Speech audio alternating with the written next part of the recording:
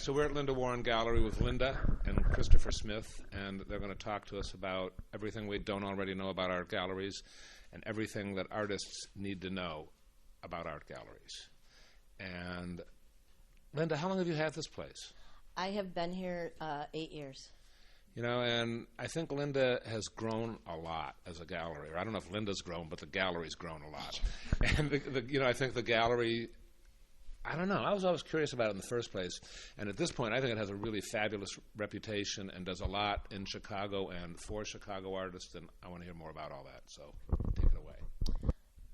Right. I mean, I think what happened when I first, like I was explaining before this whole thing started, I moved here from Los Angeles in 2000, and before I had moved, I had converted my home. I had been running a gallery out of my home for about 3 years, and it was sort of like my perfect life I was experiencing at that point. I couldn't have been happier. It kind of happened in a really organic manner that an artist was evicted from his studio with about 200 pieces of sculpture, and he needed a place to store it, and I said, sure, you can store a lot of it at my house. And then I started selling it to just people that would walk in and visit me, and then I was just trying to get him back on his feet. Like, they're like, what is this? I go, oh, Dale's like, needs money, if you want to buy something.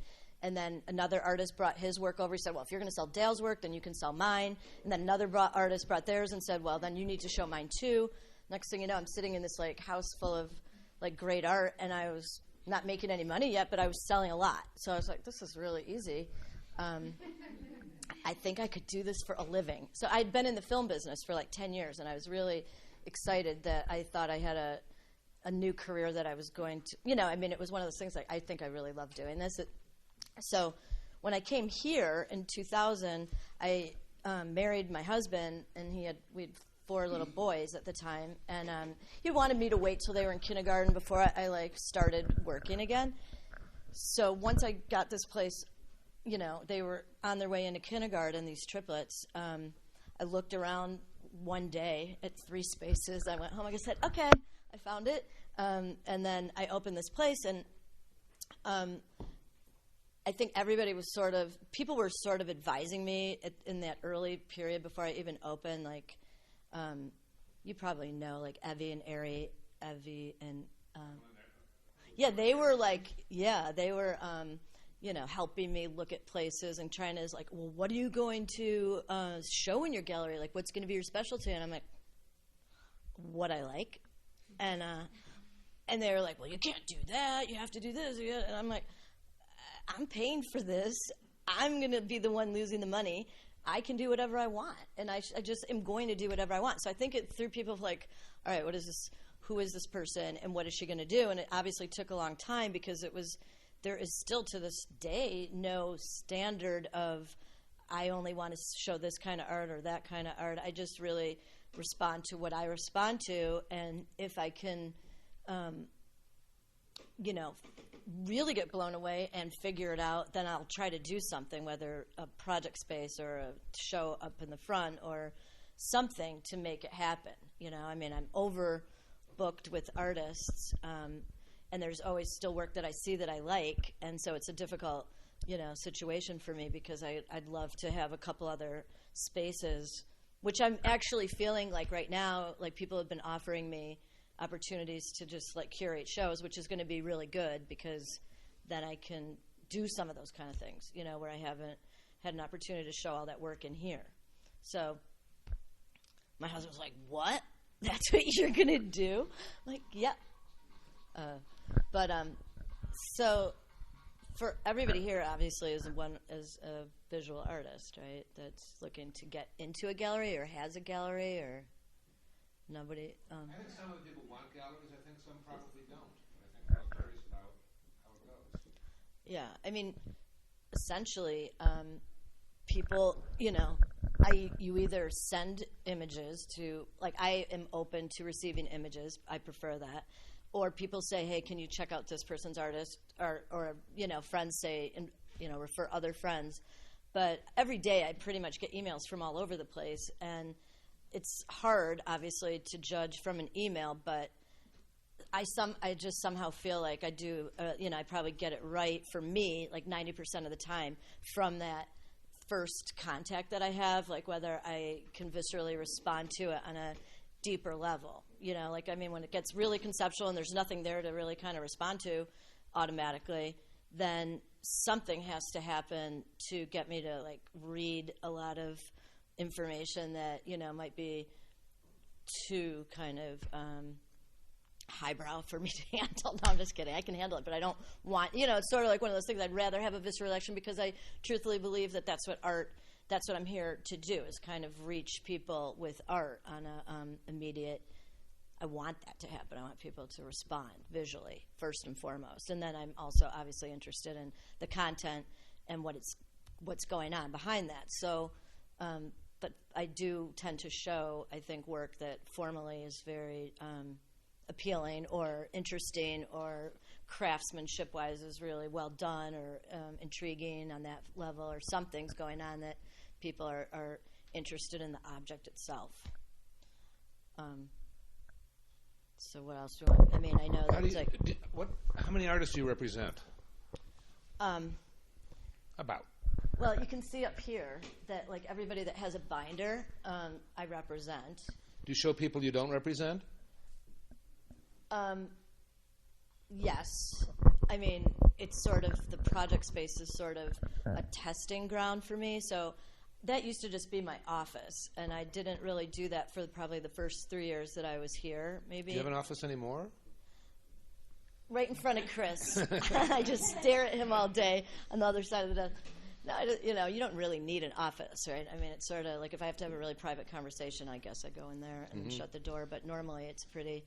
I mean, for me, it's a little hard because people come into the gallery and we have a lot of work to do. And this is why I think artists need to be careful of this particular issue, is, you know, kind of asking people right off the bat to, like, look at your portfolio. Like, oh, I'm in town and I just happen to be here and I do have my portfolio in my bag, and I just, like, immediately I'm, like, freaking out because it's like, yes, I want to be nice. Yes, I want to look at the work. But no, I really actually don't, because if I don't like it, I'm not going to be able to be entirely honest. And then it's really not much fun looking at an artist's work with them standing over for the first time, with them standing over your shoulder, or looking at you in the face, going, "What's she thinking?" And as soon as they say it, I just even, like, you know, my back was up, like, "Oh no, you know, like, don't do this to me." Does that happen to you a lot? Yeah. Yes. Really? Yeah. All the time. It's bad manners. I can imagine that in, like, the pre-email world. No, I know, because, you know, people tend to do it, like, when they come in from out of town.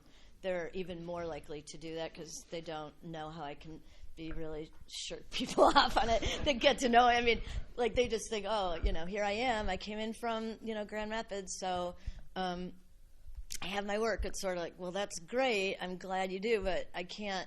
Go see somebody else. Yeah, but they're so nice, and generally, you know, it's a hard call. And plus, you know, it's not just that you don't want to criticize someone's work or, you know, right in front of them or have to react right away. It's also, we're working, you know, and we've got a lot going on, and we do have a lot of deadlines here. I mean, there's, I think, a big misunderstanding about that, because even my own artists that I represent come in here and think it's like a big party sometimes, and it's like, yeah, we love you, and I really do love most of my artists, but don't you find people who aren't in the art world and you meet at a party go, oh, what a cool job. You just sit there all day and wait for people to show up to buy something? Right, that's how fun.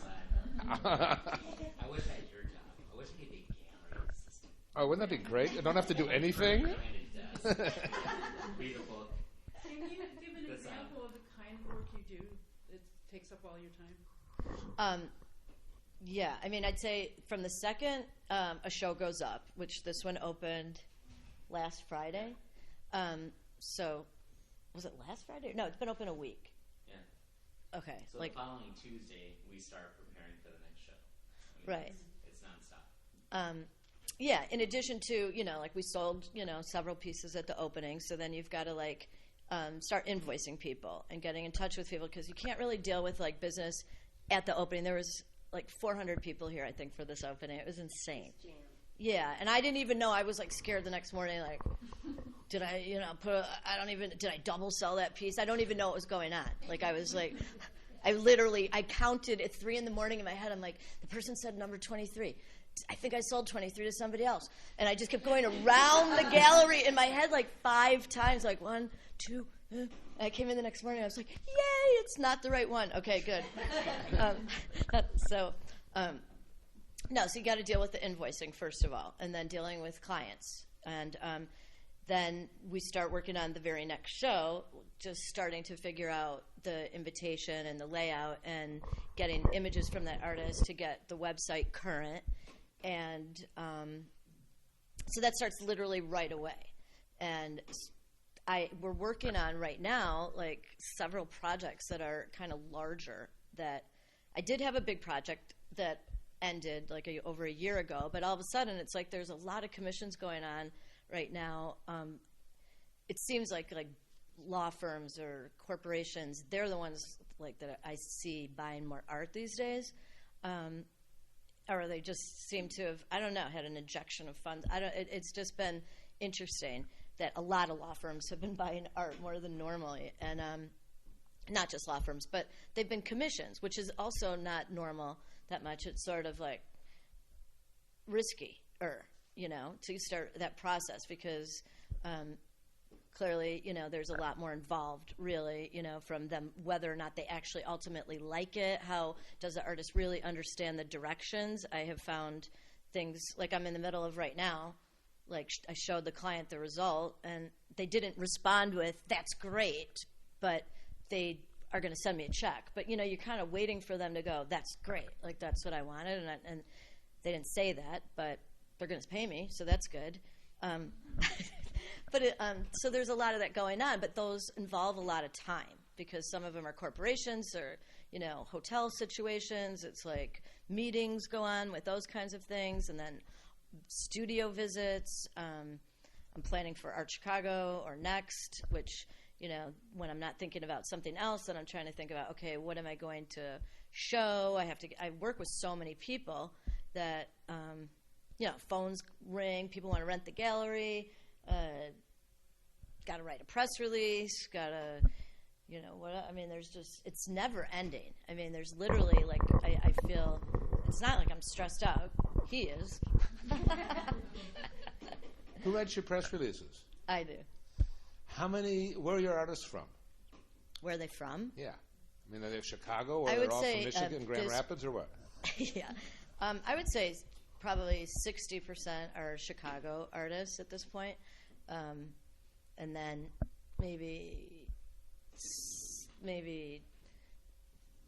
10% at this point are from New York, maybe 15%, and then the rest are from all over the country, like whether LA or Michigan or Indiana, or, they're kind of from all over Canada. Do you feel like you have to socialize a bunch to keep the gallery on people's radar and to help business? I feel like I should do it probably more than I do it. Like in socializing, you mean like during the course of like going to every museum opening and every museum, so many museums. You see, that's the thing. I don't do that because I just don't have time to do that, and because there's kids and there's family obligations and there's all that. So I don't do that, and I feel like I wish I could have more time for that. I don't feel it's necessarily because I want to just feed my business with that. Or how about Chris? Do you do that, or does Linda encourage you to do that? Point the microphone there. I don't have the time either. I'm here during gallery hours, so if I want to see a special show or go to a social opening, I need to schedule that and ask the gallery to stay open later if their opening is not the same night as our opening. So all right. So how do you? I think that a number of artists meet dealers in social situations and establish a friendship and gain some entree, so that the dealer is more receptive to looking at their artwork. Does that not happen here very much? Right, probably not, because seeing as I'm not going anywhere hardly, and if Chris people isn't too much. Yeah, and if people are approaching me at the opening, which I feel like I'm a sitting duck at every opening, like I just kind of brace myself for, okay, who's going to do that to me?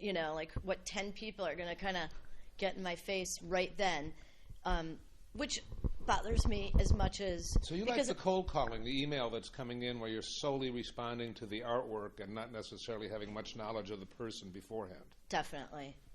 But it's after I see the art, then I can honestly say that there is personality requirements. Yeah. Kind of like marriage, huh? Yeah. I mean, I just had the craziest studio visit with this guy that honestly has approached me 1 billion times at openings. He's wild and insane and loves to be that way. And I finally was like, fine, I'm going to do he's intriguing to me very much, but he's quite the character and understatement. And I did a studio visit at his place last week, and I bought 3 pieces and felt like, okay, I'd like to do something with this guy. I don't know how, where, what exactly, because I'm really booked right now. But I contemplated maybe trying to show some of it at the fair. I mean, he's self-taught. He's out there, really out there. And when I told Chris, like, I might do that, he was like, dreading the. I liked his work. He was borderline over the top, like personality-wise, but his work's amazing. And she did a studio visit, and I wanted to show his work. I'm like, wait. Yeah. I mean, believe me, I feel like I would be, because even, he leaves like these, he did a painting after he left, he did a painting that was at his place called Rant and Rave, which is after he left me a ranting and raving message on the gallery machine.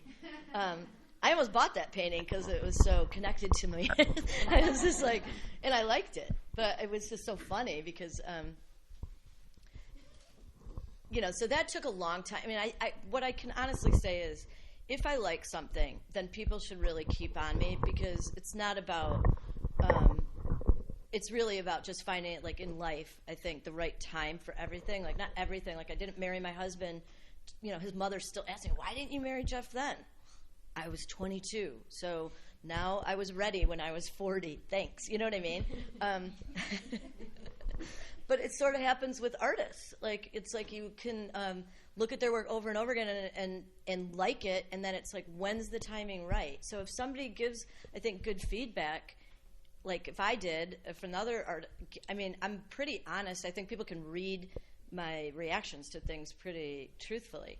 So if they do, then I wouldn't mind people staying on me about doing a studio visit, I mean, there's definitely, I can even name like probably 5 people on the top of my head that I still want to go check out and will, and it's just a matter of like when that's going to happen. And if I do it, most likely I'll probably do something with the work because I'm there already. It's just a matter of the time and the timing. How far ahead do you book your shows?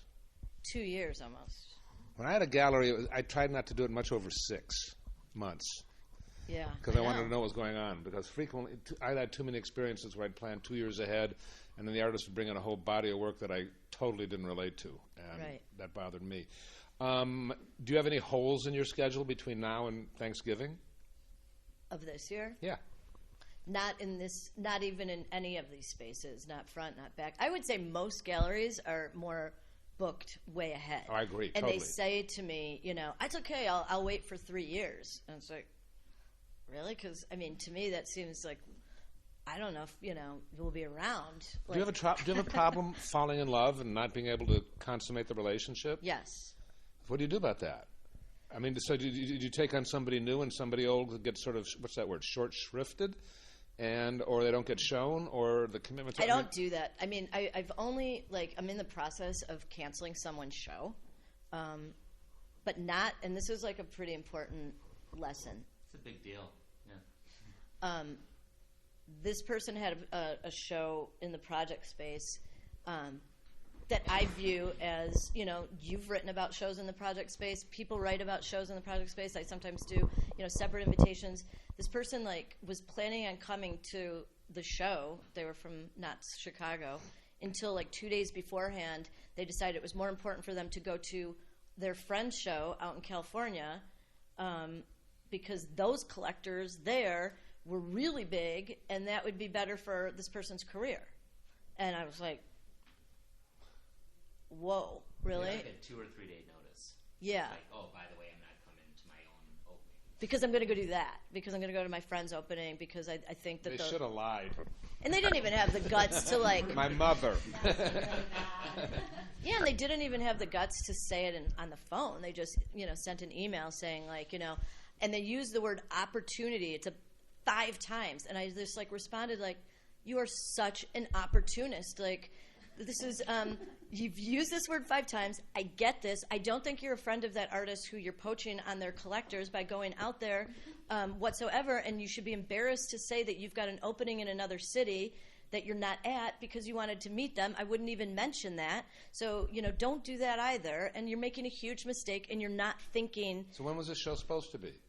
This coming year, and I've already put an artist in for their it'll be their 3rd solo show here that I would have wanted to give a show to in the following year. And I was just like, the hell with it. You know what I mean? Like, this is an emerging artist that 99% chance first of all, that was foolish. But secondly, I could tell, like, if this person's career is going to take off like she thinks and, it's supposed to, then, and I think so probably too, I don't care because, I'll be like, she'll be gone. Do you know what I mean? And I'm really looking to develop relationships with people, and I think people really get that like it's not a one-time deal. Like, my vision would be a long-term kind of thing. So yeah, that's why personality becomes important to me a lot because, I'm investing a lot as it is doing one show, but I don't do that. Like, I don't care if nothing.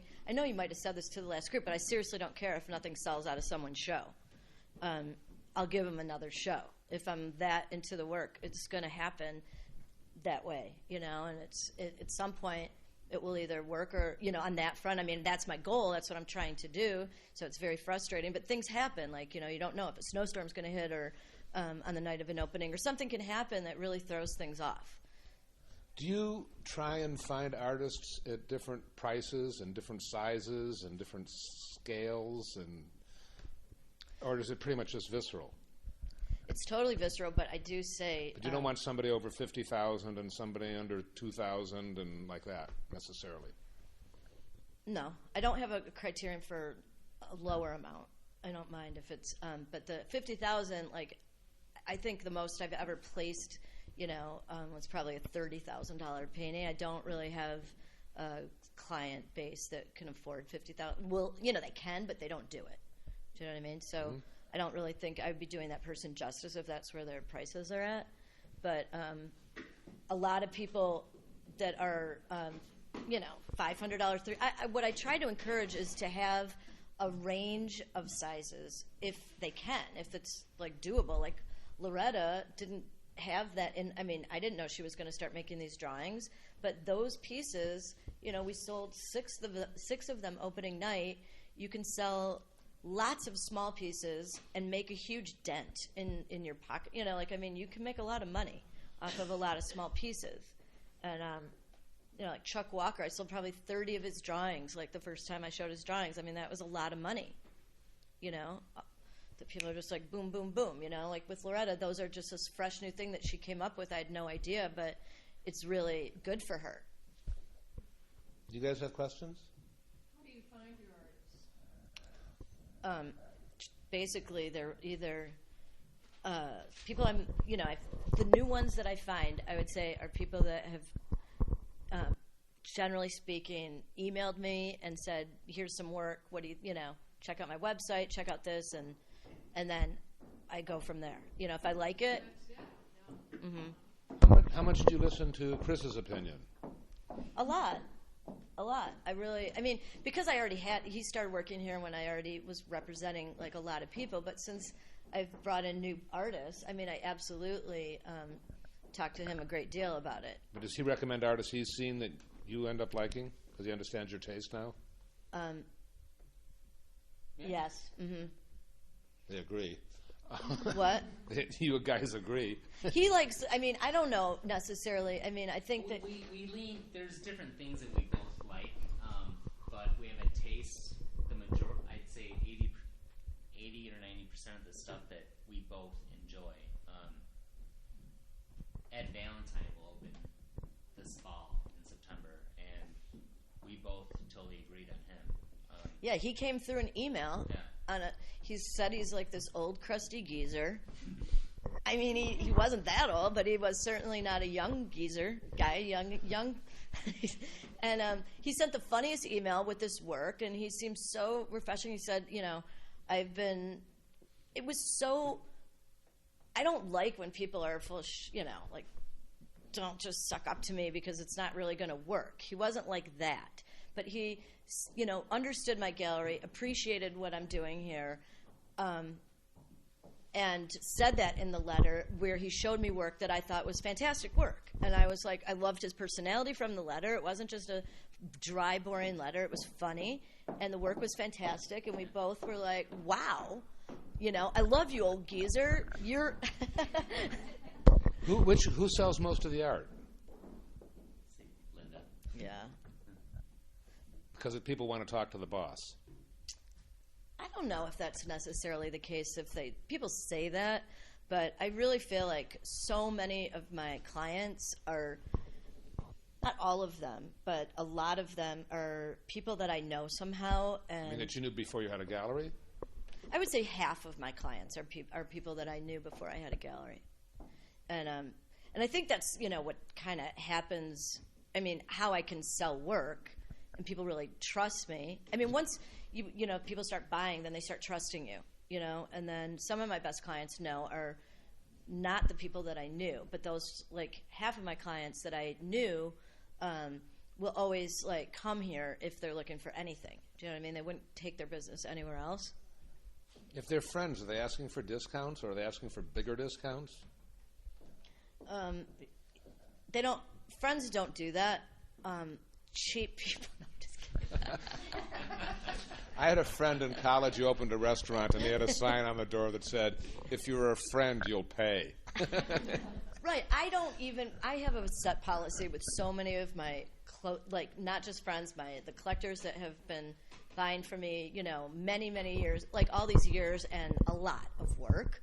They come up on QuickBooks and you go, okay, you people, they're like funding my business essentially, So there's they know what they get automatically. They don't have to even ask. It's not a part of the discussion. I give them a discount. Most people get discounts? I would say, yeah. Do those get shared with the artist? Most art's on consignment, right? Yeah. Like everything. Yeah. Not every single thing, but there's some work here that it's mine, but I'm not going to sell it really. But so do the artists share discounts with you? Not equally. So can you explain that? Yeah. Okay. So I generally I have in our consignment agreements that I can negotiate a 10% discount without their consent, and then that's all we share is that 10%. Anything beyond a 10% discount that I want to offer to a client comes out of mine. So only, I would say, in a couple cases, like when I've sold $50,000, $60,000 worth of an artist, will they say, and I've been taking the hit on my end all the time, they offer it and say, I want to share that discount with you.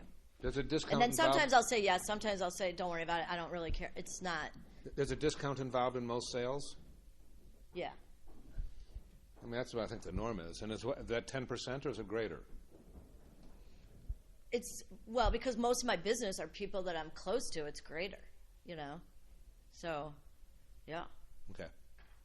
What questions you got here? The artists that don't have shows up, how much of that work, do you see their stuff in their studio? Do you let your clients or your collectors know about that work? Mm-hmm. Is that something that's going on monthly, or is just when you see something? No, it's something, like if somebody comes in the gallery, let's say wants to see a Chicago artist whose studio is nearby, or, they want to see the work here, but I happen to know that there's a lot of other work, then I will say, you want to do a studio visit and look at the work. How often does that happen? It's like saying, if I was selling art every day, I suppose it would happen a lot. But you don't sell art every. It's like such a. What's in those books? Like everybody's art. Yeah, what you've shown already. It's their resumes, their price lists, their press releases, their reviews that have been printed. That's what's in So like if a collector is curious about a certain artist, we'll pull out that book and let them read about their like where they've been, who's written about them, and what their background is, and images of their past work. Do you have samples here of all those artists' work, like in the The box? majority. Oh, Yeah. yeah. Yeah, probably. I mean, I have a storage area in the basement. I mean, I have racks up here, but I have like about 300 square feet down there or something that's like sickeningly full. Do you try and find your artists exposure in other cities? You know, I don't make I don't initiate that. You know, it's not, I don't get proactive for them because I don't think, just like if another gallery was trying to get in my space about one of their artists, I don't care. Like, it's going to be my decision. You know what I mean? It's like people have done that to me from other galleries. Like, hey, do you want to, we look at this artist, we look at this artist. And, okay, I'll look at it just as much as I would look at an artist that didn't have a gallery doing that to me. It's not going to, so I don't feel like it's like that helpful if Lindward picks up the phone and says to this gallery, hey, check this guy out. I think, in fact, it's more helpful not to have a gallery doing it for a lot of the artists because the other gallery starts to think, oh, I got to deal with this person. They're attached to this artist. I'm going to have to give them a percentage. Like a lot of New York galleries expect you, to give them, even if I'm doing more for that artist than they do by a lot. I mean, I've been writing checks to, I stopped because I couldn't do it anymore. I was just like, I'm not writing this lady, this New York gallery, a check anymore because she's never shown this work, and I'm giving her all this money, and the hell with it. And finally, the artist left that gallery because it was ridiculous. I mean, I just couldn't. I would give the money to the artist and say, you pay her, because I just can't even stomach the fact that I'm paying this lady. But she didn't bring me the artist. Do you know what I mean? It's just like how. But I think a lot of New York galleries expect that money, and it's not fun for me to, because you got to negotiate a discount anyway, and then you've got to pay this other gallery 10% or whatever, and then you're left with 20% of a sale, maybe. You know what I mean? It's not like When you're working with that becomes frustrating. When you're working with out-of-town artists, who's paying the shipping? I ship in, I pay to ship in, and then they are supposed to pay to ship out. So sort of the person who wants it there pays for it. Yeah. The only thing is like And hopefully the artist is paying less because there should be less coming back than exactly. going out. But there have been times where it's sort of like the work's sitting here, it doesn't leave. I'm just like, you know what? I'll just pay to get it out of here. Sure. It's been like 5 years. I'm not gonna, something like I just can't do it anymore. Do you do a 50-50 split with an artist, or is it 60-40? It's 50-50. 50-50. That's the contract. But then it's really not 50-50 because it's really, when you do the math of all these discounts that I give, it's like the artist is generally making, 70%. You know what I mean? Like I'm making a lot less than the artist. So at least I can start at that point. You have contracts with everybody? Consignment agreements. Yeah. Not a contract with anybody. Define a consignment agreement. Consignment agreement says that we'll have the work for 6 months, and if we sell it, the artist will agree for us to be able to give a 10% discount.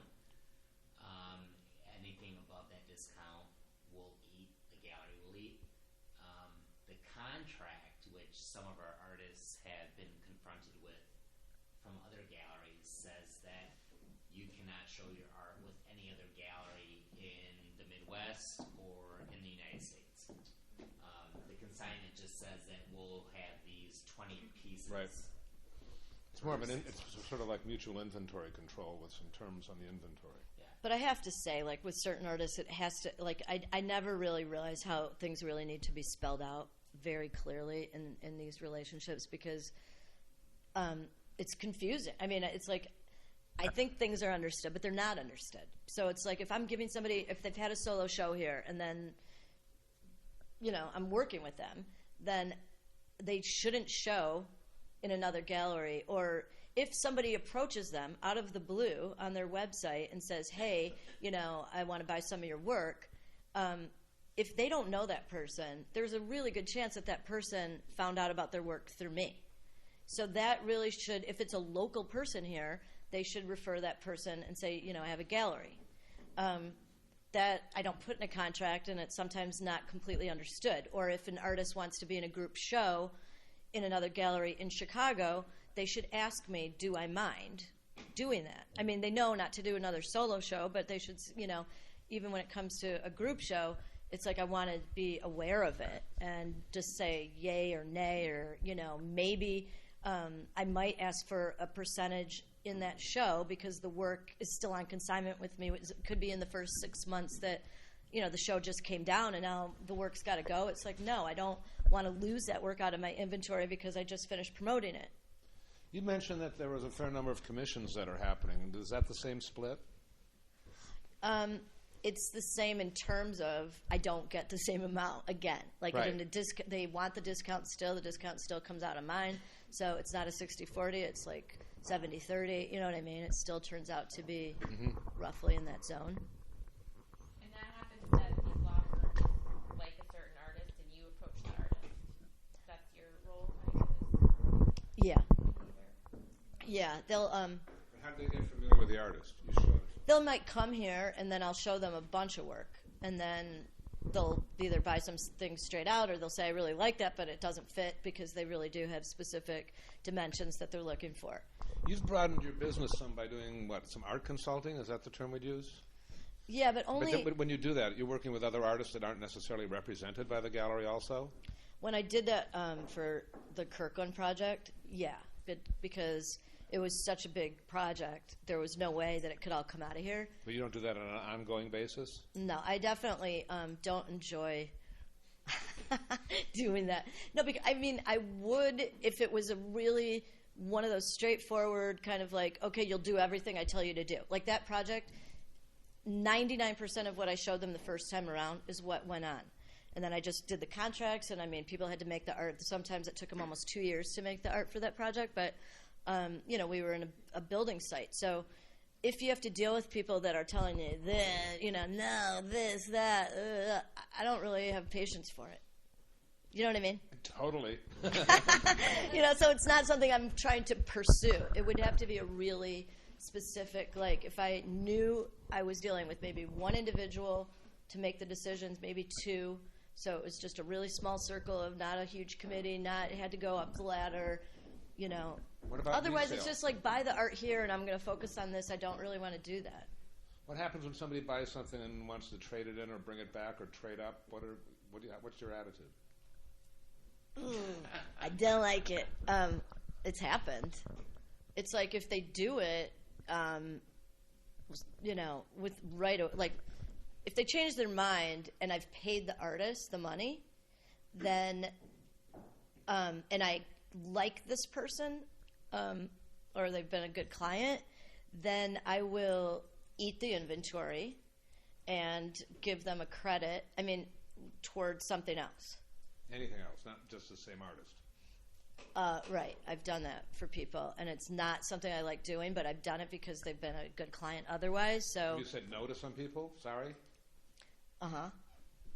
And, I've said, no. I've always said yes on some level. Either they get another piece of art from that artist, or I've eaten it. But this one You man... tell them sometimes that we'll take it on consignment. We'll see if we can sell it for you, and hopefully we'll pay you within a year. That's happened. Like, there's this one guy that keeps buying stuff and then returning it, and then buying and returning and buying and returning it. And I'm like, eating this inventory, really, because the artists have gotten paid, and I only have done it because he, bought like a $20,000 painting initially. Do you know what I mean? Yep. And then, so now this one other painting that's about a $20,000 painting, he wants to ship it to me here. He lives in New York, and, have me sell it for him. And I'm like, the profit margin is so small for me because he wants almost all his money. Do you know what I mean? He's not even willing to. Then I'm kind of like, dude, you are such a pain in the ass. I'm not really. I just try to avoid his calls. Really known to think about collecting on that. Like, say I had something I wanted to sell as a collector that I don't want anymore. What are the options if they're not? Is going back to the gallery the best option? I know it's Yes. not like Yeah, ideal unless the artist situation, has a decent track record. you can consider putting it up at auction, but a dealer has a vested interest in their artist, probably is a better option. Within what time limit is that? That I would consider ever. Returning. It's not for life, is it? God, no. But I've had people, I mean, you it's haven't had really a gallery as it's long as sort I of did. like I had it within happen. if you haven't, this particular person did it to me, like 3 months after he bought something, and it was like, so then he said, this is why it was kind of gross. Okay, I want to return this, but I want to buy this, this, and this. So at the end of the day, I ate the piece that he wanted to return, but I was coming out ahead because he was buying more art. So I agreed. Then he wanted to return that stuff. So, yeah. Then it was like, are you kidding me? So I did, though, and now, this other painting, because I do represent this other artist, I didn't sell him this painting that he wants to sell. I'm just kind of like, I love the painting. I don't want to ship it here and incur any costs and keep it here, but if I can sell it for him, I would try, but I mean, I know people. Some of this inventory you say you eat, you've resold, I hope. I've given as gifts to my mom or things like that. It's not a good thing to be in that situation. I mean, But you could resell it, right? Or like more like. yeah, I could, but then I just am like, what? At that point, I'm kind of like, I own this. I just might as well. Some dealers feel like in that situation they're competing with the artist. So that if Linda represents you, and somebody brings back one of your paintings, she can make more money and get you money if she sells a new consigned work of art than that old thing. But on the other hand, there's some what's the word? It's not compilation. She's compelled to stand behind your art so that the clientele think that it's a solid market. Right. Are there serious collectors that are just interested in buying art from emerging artists or just established artists, or is it just people buying artwork for their lofts?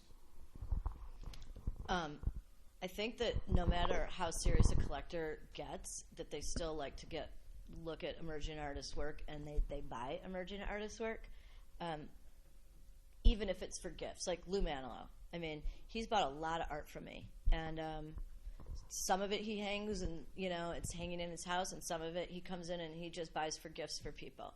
But for him, a few paintings out of here is like, oh, I'm going to give that to my son. I'm going to give that to our house manager, and I'm going to, it's like so nice. But he's a huge collector. I would say most people that are buying emerging artist work, however, I mean, he's not the only one that does that. I'm just giving an example that Lou has really kind of been has been supportive of what I do here. I think he's bought, maybe 10 different artists that I represent at least. But most of the people I sell to are really can't afford to buy like blue chip art. So, emerging artists. It's not that they take it seriously. I mean, a $5,000 painting, $10,000 painting is like they do often get into these questions like, is this an investment? And I'm sort of like, I can't say that, with a confidence that it's, going to appreciate in value. I just, it's sort of, if you based it on everything I say, you would think everything I sell here is going to appreciate. If you base it on my enthusiasm about everything I do, my husband's like, everything you think is going to be good. Well, yeah, so, I mean, then it stops being believable, right? If you say everything you never is... say we have a mediocre show opening on Facebook. I've never seen you say that. Right. You could skip this one, folks. Right. There's a lot of collectors that come in for certain artists, so they collect specific artists. Yeah. And when they come in, they might buy a different artist, but they have their eye on one of our artists or three of our artists that we represent. Right. Where do most of your collectors live? Chicago, the majority. Chicago or North Shore? it used to be when I opened, because I live in the North Shore, that it was the North Shore, and it's definitely changed to the city. That it's more down here. Interesting. Yeah, and What people have literally, I have to say, bought sight unseen. I've never met these people in my life. $8,000 paintings off my website, and I've shipped it to Denmark, and I've things like that. Yeah, I've never met them. I mean, they continue to do it. There's certain collectors that just I've talked to them on the phone, and then they'll just buy the work, and they I'm just like always worried. I mean, I can explain it and say they've never seen the work in person, and then they buy it and they're happy, and then they've bought other work. And Do you call collectors after they've taken something home or after they've bought something and ask them how it feels? sometimes. I mean, whenever I do that, I was always amazed at how positive the response was. I was always thinking they're going to go, I hate it. I'm so glad you called. Will you come get it? I know, and right? I've never heard them go, yeah. I mean, they always go, yeah, I love it, not, ugh. Yeah, I guess I've never heard someone say "ich" either. Me but neither. It's bizarre. I don't ask that much because because I'm gonna eat more inventory. No, I'm just kidding. Even an exchange, like the Joseph Noder exchange, was just something like, I think this one would be better. But the same artist, just a different painting. It's just, I like it, but I think I'd love this one more. Do you send stuff home on approval? If someone wants to do it, I mean, I absolutely can't stand that. But Oh, really? I loved it. That was my favorite thing to do, is to get it out of the gallery and into the house. really, Yeah, because I just kind of go, what are you trying to do? Like my the piece experience is is if it here, gets- you want to match it over. Like they're just, you either have a place to put it or you don't. You know what I mean? All you need is the measurements. Go home and measure, and that's it. Like I didn't feel that way. I always felt like you had to see how it worked with the couch or everything else in the room. Right, I hated and that. my emotions and the I window do- next to it, and Yeah. But my sense was is that I could get them if I could only get them to take it on approval, there's a 98% chance it stays. Really, because I feel like maybe I've just cursed myself because I always feel like I can't believe I'm doing this, and It doesn't come back very often when you do it, does it? Yes, it does. It annoys me. It annoys I hate me it to when it no comes back. end. Big pieces. Like How about the that's- people? Do a lot of work to. Yeah, it's like take it there and spend How about the time, people and who it's take sort of art like home on approval for parties or weddings? Does that happen to you too? it's been attempted. It definitely. I saw the invitation sitting there. This lady, had me at her house. This was in Highland Park, and she was having. So she had me like rearrange all this art in her house, like just use my services for that. And I spent like 4 hours there, and then she wanted this one painting, just to think about it, and I was like, okay. And then I saw on her desk, this huge fundraising thing she was having at her house the following Saturday. So I was like, okay. So I called her on Wednesday, and I said, so what's the deal with the painting? Like, I gave her like 5 days. She was like, oh, I don't know. I'm waiting for so-and-so to think about it, and so-and-so needs to see it, and, get all her friends over to, like, make sure it's good. I said, I'm picking it up tomorrow morning. And I just went over there and I grabbed it. I was just like, I don't need this at all. You know what I mean? It's like you're not going to buy it, or you would have done it all. You just get the energy right away, like what's going on. Who delivers most of the art? I do often. I go with my installer, and I spend a lot of time at these people's houses. And It's a good thing to see their house. Does that help you make more sales?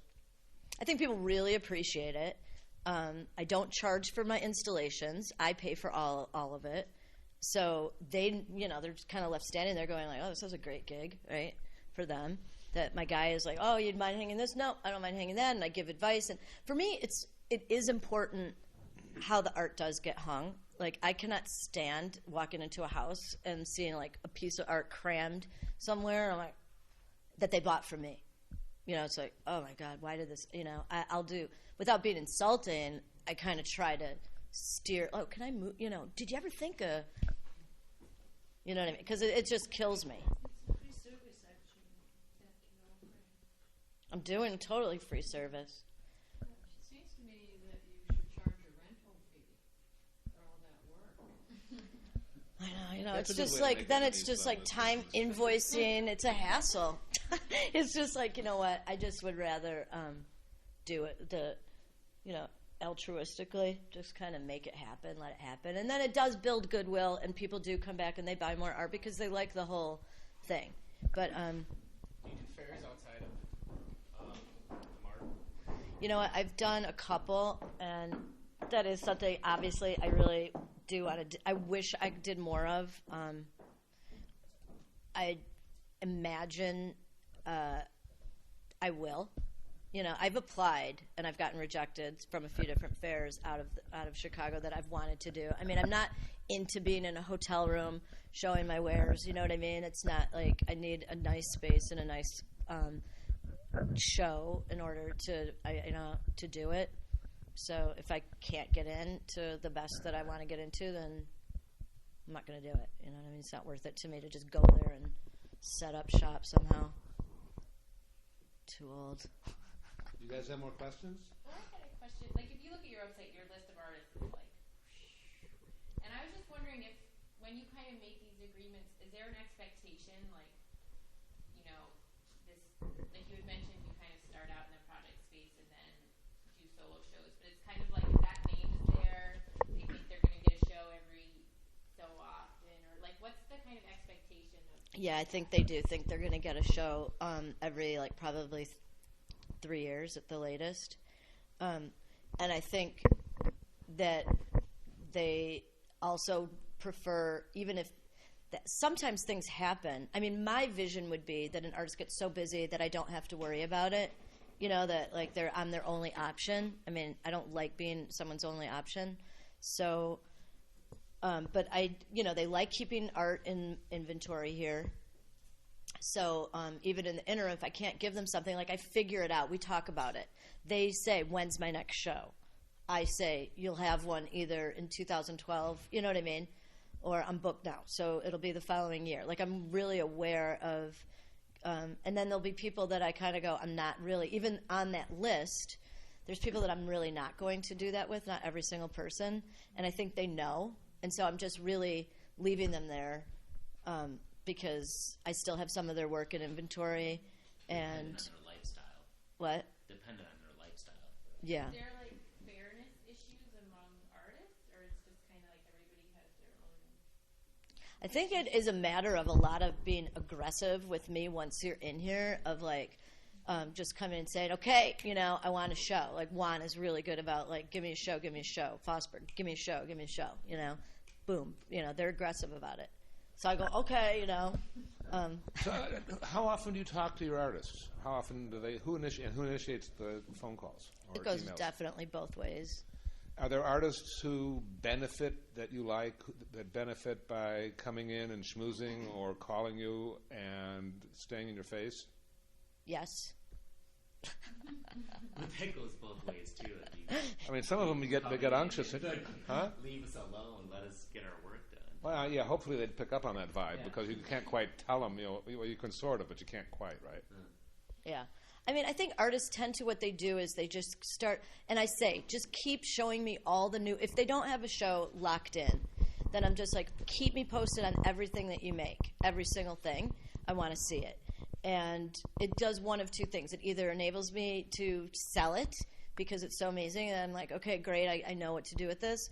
Or I start to go like, wow, all right, I want to give this person a show. Like this thing's changed a little bit, and it's really exciting, and they're ready. Sometimes you overshow an artist, and their work becomes, even for themselves, it's like I think artists need to like give themselves space to grow a little bit and spend time in the studio and do something a little different for the next show that's different enough that it's exciting for the collector to see, wow, look at what happened here. It's them, but it's gotten, interesting in a different way, So people, I think it can get old if you overly show the same, you know what I mean? How often, go ahead. How often do you expect the artist to update you on their work? I'd say, every 2-3 months is good for people to show me what they're doing. People don't always do it, but they should be doing it.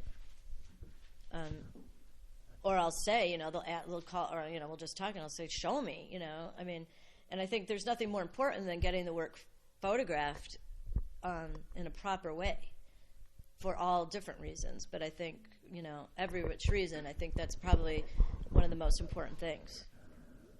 If you see an artist's work today and you decide to book a show with them 2 years from today, do you expect to see that work that you've seen today 2 years from now, or because What you were saying. you see something radically different?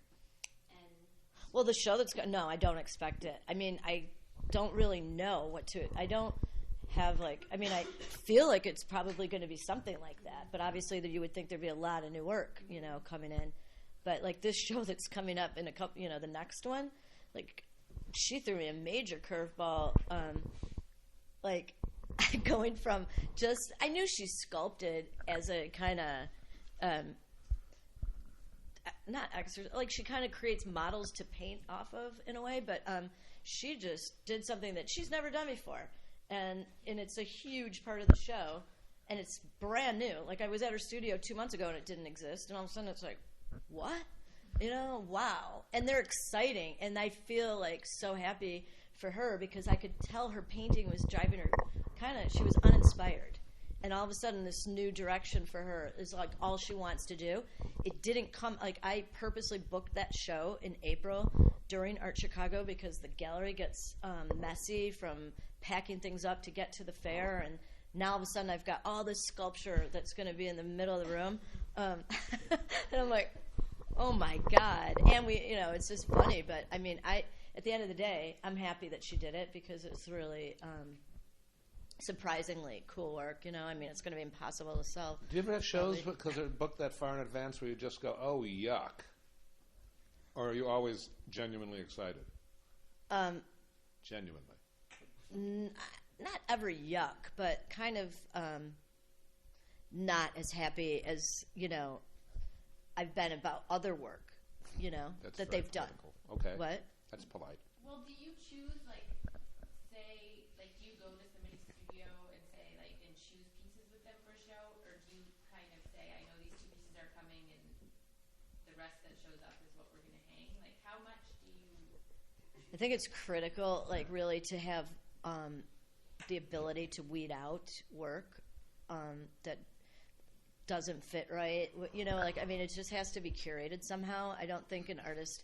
I think it's funny. I mean, sometimes artists can really pull it off and just do, you know, the exact amount of work for that show, and that's all they have time to do, and it's primo.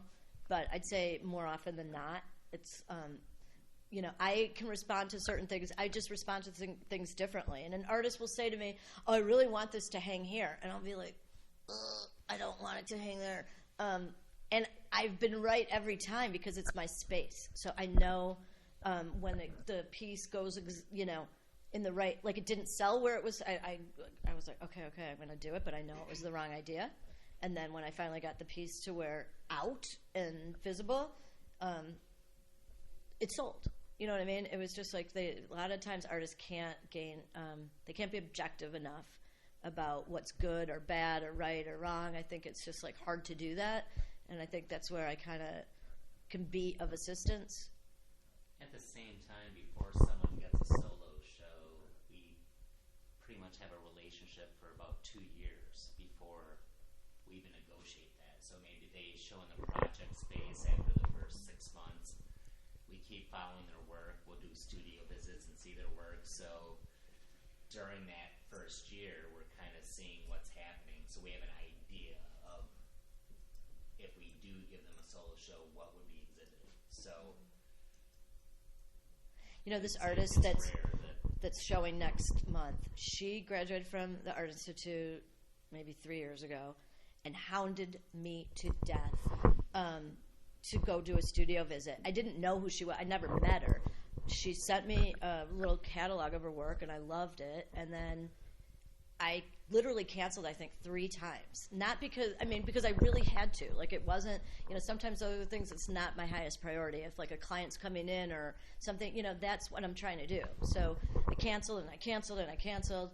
And then she was, really, I said, I'm so sorry. I swear to God, I'm not going to do it again. And she was like, yeah, don't do it again. Like, just, like, just get over here. And I was like, okay. I got, because I felt so bad, but I was so happy that she just stayed on me. And I got in there, and within a week, I brought, like, clients to her house. They bought, like, 8 paintings out of her studio. And, so her show's coming up next, and here she is doing something totally different that I was not even expecting. And I have faith in her, and I was like, she's just like, look at this. It's like, whoa. Cool. What about press? Is there better places to get write-ups, reviews, stuff like that? Well, there's better places than for sure, but it's very limited in Chicago how many people are actually writing, and where people, what they're reading. So, I mean, it is, there's, you definitely want Paul to come to your show. That is always very helpful, extremely. I mean, I can monitor traffic. What? Yeah, like New City has, like, they write really well about art, and Time Out does. I mean, the Tribune, I mean, I think she's, I don't know. Like, I mean, Alan Artner, now that he's gone, and Fred Camper, now that he's gone. I mean, there's just these people that were just kind of, critical to that scene that don't write anymore. So there's newer people coming in, that exist, but it's there could be more. I mean, so blogging, all the blogs are becoming more relevant for sure anyway, and like I think Chicago Now and Chicago Art, whatever, like the 50 million blogs that exist under that banner, they're good. I mean, I think they're really, they're out there doing a good job. Like, you're out there, like doing, like helping. I mean, it helps a lot. But for a resume, you want to get into a national publication, or you want to get into Time Out, New City, right, Paul? I mean, Bad Sports is a good blog. How long are the shows? Usually 5 weeks. Sometimes 4, mostly 5. I was wondering, I wanted to ask William too, but I forgot. You were mentioning you sell some work at openings, but during, like, the weekdays that you're open, I can't imagine there's too much foot traffic here. So I guess my question is, like, therefore, most of the work you're selling to people you already know, you're trying to make matches? Or, like, how does that really function in terms of, like, the amount of traffic that's kind of coming off the street and shopping around in the actual gallery or online? It's sort of, it's not a highly foot trafficked area, but there are days where there could be 20 people that come in, 30. Like Saturdays, like, it can be busy all day. I think if I stayed open Sunday, it would probably be a good thing for a business. But, I mean, Sporadic. Yeah. I mean, a lot of the sales come from collectors, but it depends on who we show. There might be a Loretta Bork or Rob Bongren or who's Heather Marshall fan that just knows that there's a show going on with Heather Marshall and wants to come in and see the work. And we'll settle right on the spot. So do you find most people who come in here are already somehow pre-informed about, like, they've gone to the website or they know the artist, or? Yeah, I'd say at least half the time. Don't you think? Yeah. So if you see something new that an artist is doing, even if you're not showing them currently, do you, like, email clients that you think would be interested in that work and say, look, I just got this? Yeah, if they've asked me to do it. Like, I'm not one of those people that, like, I'm like the softest seller on earth. And then people say, oh, you're the best salesperson on earth, because I just am passionate about what I do. Do you know what I mean? But not from driving people crazy or, getting in their face. Like, I make sure the invitations go out when they're supposed to go out, the press release goes out, the emails go out, I blast it on Facebook, I do, various ways of reminding people that the show's here. If they like the work, if they're looking for art, they're going to come and buy it. Do you know what I mean? It's like it's not. And if they don't come during that show, then they'll still come back because people don't forget things that they really like. You'll hear that a lot, like, oh, I've had that on my, you don't even know, but it stays with them. And then a year later, they'll walk in and they'll say, remember that show? No. That had that? No. They remember.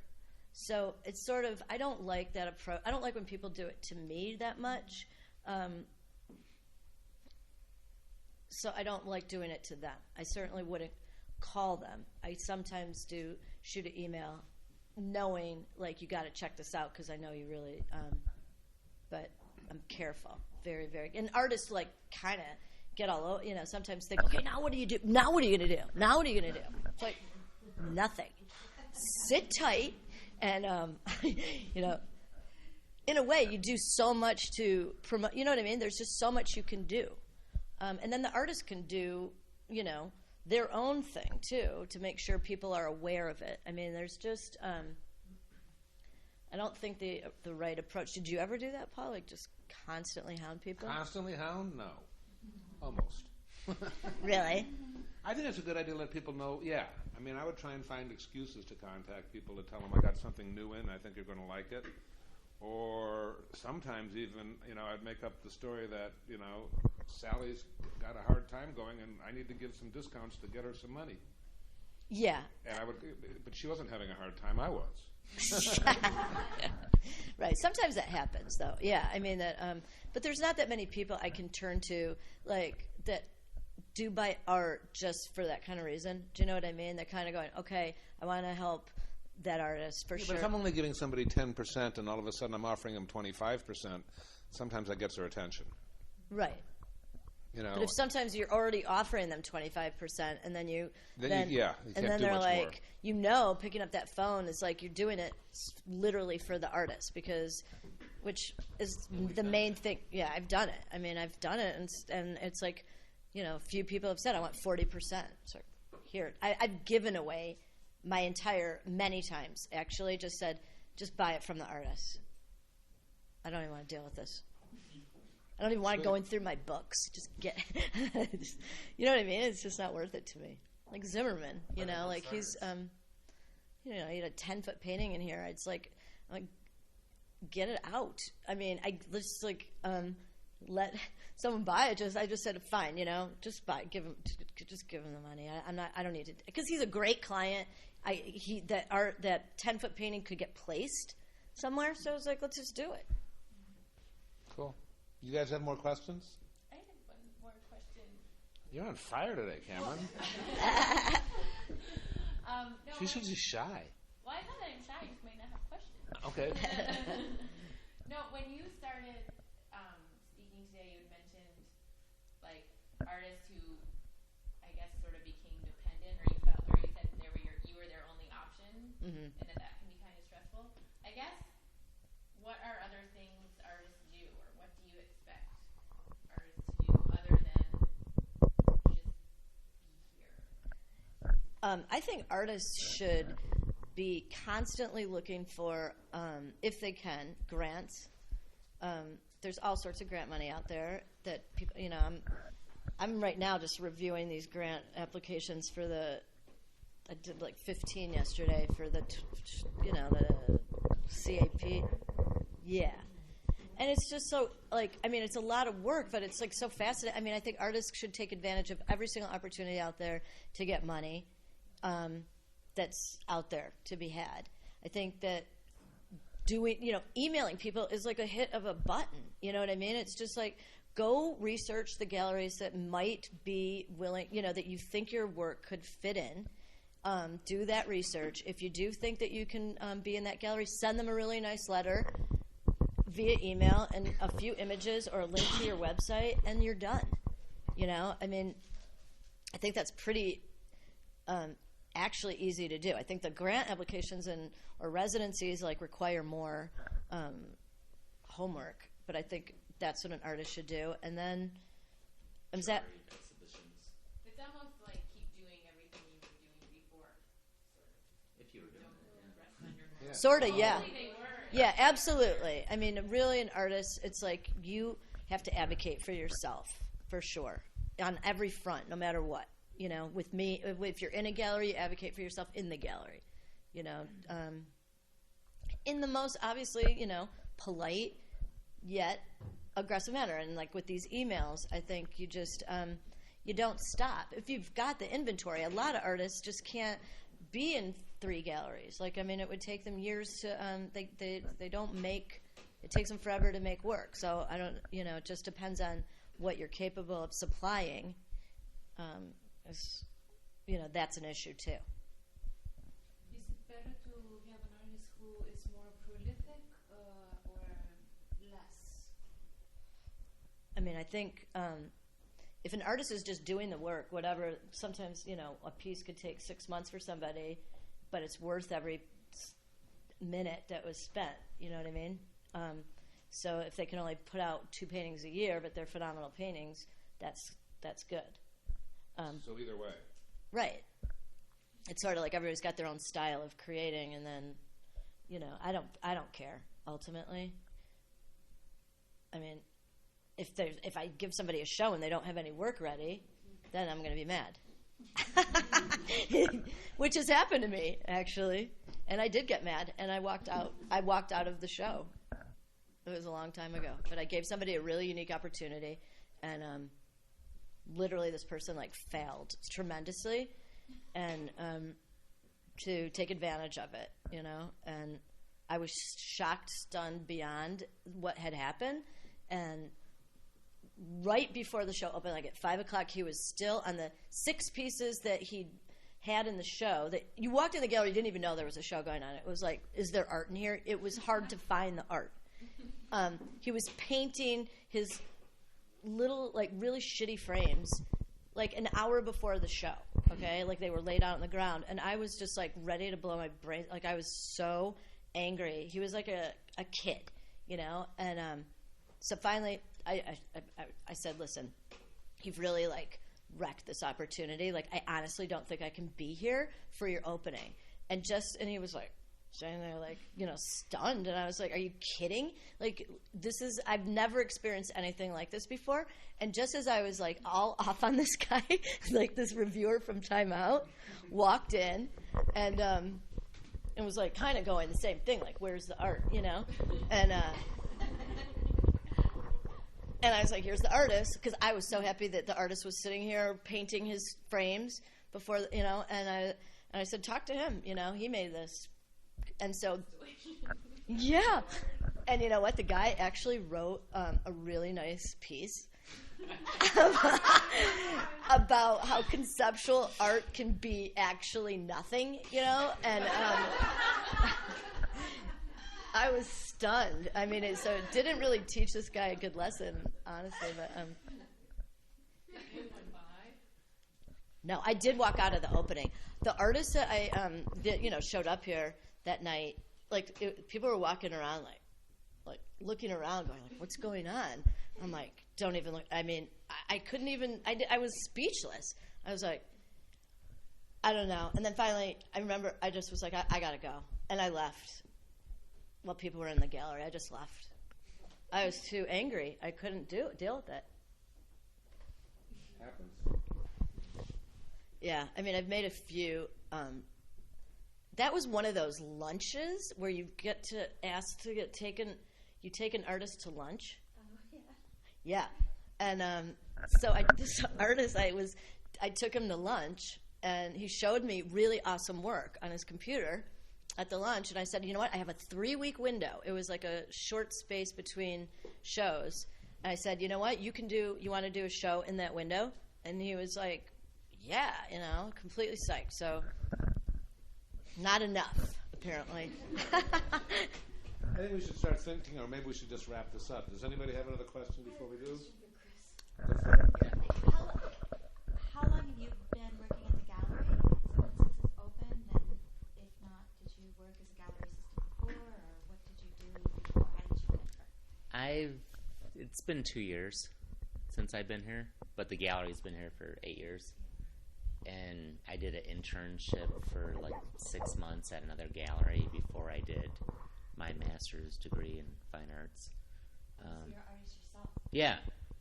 So I love the job. I love working with artists who aren't prima donnas, which the majority of our artists are fantastic, artistically and just as individuals.